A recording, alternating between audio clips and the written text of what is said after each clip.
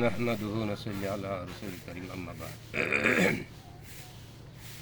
أعوذ بالله من الشيطان الرجيم بسم الله الرحمن الرحيم فليقاتل في سبيل الله الذين يشرون الحياة الدنيا بالآخرة ومن يقاتل في سبيل الله فيقتل أو يغلب فسوف نؤتيه أجرا عظيما صدق الله العظيم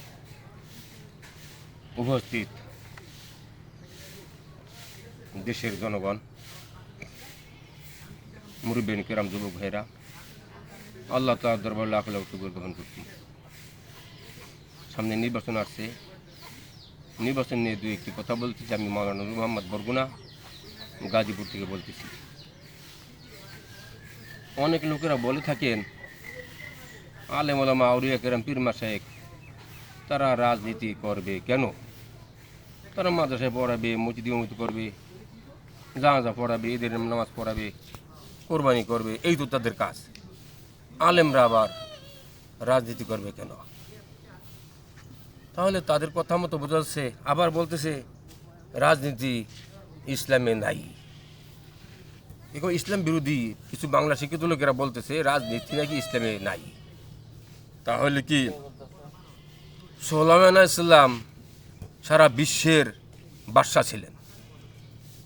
এটা কোরআনে আছে। ইউসুফ নবী আলাইহিস সালাম মিশরের বাদশা ছিলেন, এটা কোরআনে আছে। আখির নবী, সর্বশ্রেষ্ঠ নবী, দুজনের বাদশা, দুজনের নেতা মুহাম্মদ সাল্লাল্লাহু আলাইহি সাল্লাম রাষ্ট্রপতি ছিলেন। তিনির পরে আফদালুন নাসি বাদাল আম্বিয়াই আবু বকর সুম্মা ওমর সুম্মা ওসমান সুম্মা আলী। নবী রাসূলের পরে সমস্ত মানুষের উপরে যাদের স্থান, আবু বকর, ওমর, ওসমান আলী, তারাও তো চারজন রাষ্ট্রপতি ছিল। তাহলে তারা কি কোরআন বিরোধী, ইসলাম বিরোধী, শরীয়ত বিরোধী কাজ করছে?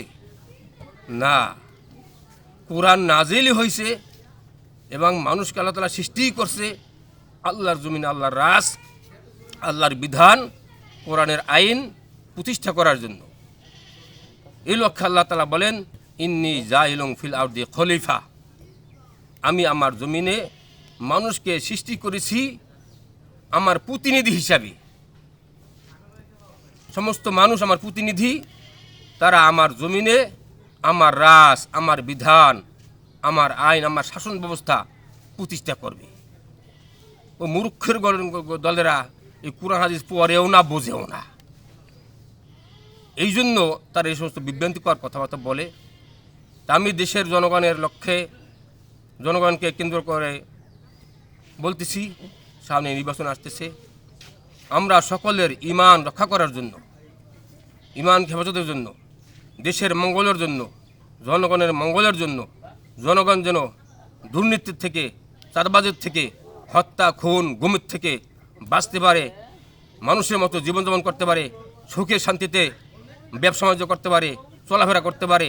এই জন্য দুর্নীতিবাজদেরকে পরিহার করে আমরা ইসলামের পক্ষে যে যেখানে প্রার্থী হবে সেই সমস্ত প্রার্থীদেরকে ভোট দিয়ে বিজয় করে সংসদে পাঠাবো।